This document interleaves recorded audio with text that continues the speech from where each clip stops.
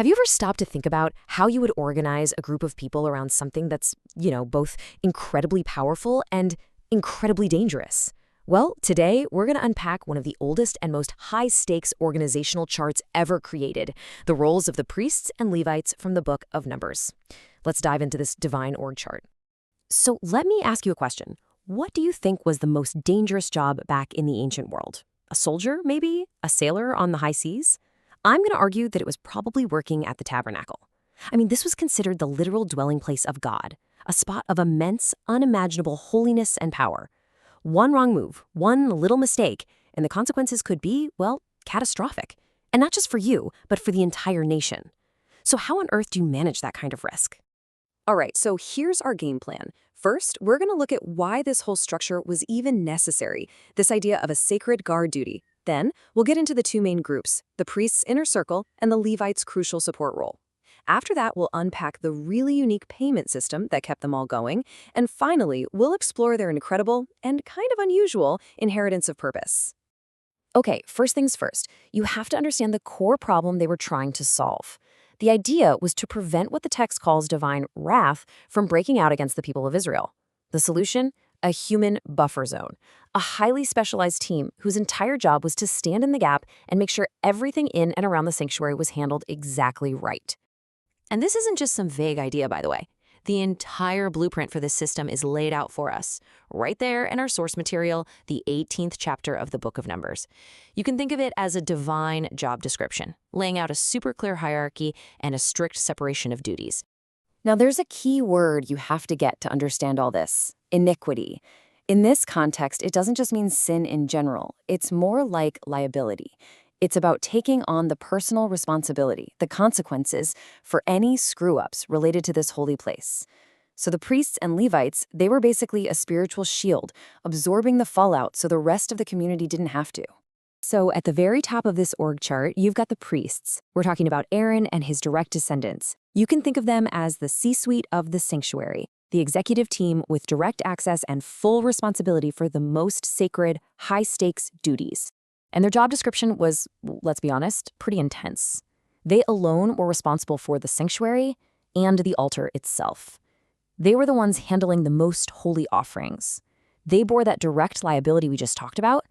But look at that last point. Their work is called a service of gift, which is fascinating, right? It tells you that this incredibly dangerous, high-pressure job was also seen as a profound honor that was given to them. Okay, so if the priests are the lead surgeons in this highly delicate operation, who are the nurses, the techs, the support staff making sure everything runs smoothly? Well, that would be the Levites. They were from the same tribe, the tribe of Levi, but their role was very distinct. They were the essential support staff for the priests. The text literally calls the Levites a gift to the priests. They're to join them and help them out. But, and this is a huge but, this gift came with a very bright, uncrossable line. There was one critical rule that defined their entire existence. And this slide really breaks it down. You see the priests handle the altar. They touch the sacred vessels. They do the core job. The Levites, they assist. They guard the perimeter. They do all the setup and tear down, everything up to that final boundary. They were absolutely forbidden from getting close to the holy vessels or the altar, and the text is crystal clear. If any unauthorized person, even a fellow Levite, crossed that line, they would die. Simple as that. All right, so this raises a really practical question. You've got this entire tribe of people dedicated to full-time spiritual service. They're not out farming or raising cattle like the other tribes, mainly because they weren't given any land. So how did they get paid? How did they eat? The system they came up with was, frankly, ingenious. The priest's income was built directly into the nation's worship.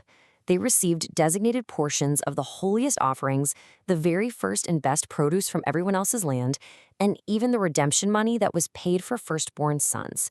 So their provision was literally woven into the spiritual life of the community. The Levites, on the other hand, were supported through a national tithe. It was a two-step process. Step 1, the people of Israel give 10% of everything to the Levites. That was their salary for their service. But it didn't stop there. Step 2, the Levites would then take the best 10% of that income and give it to the priests.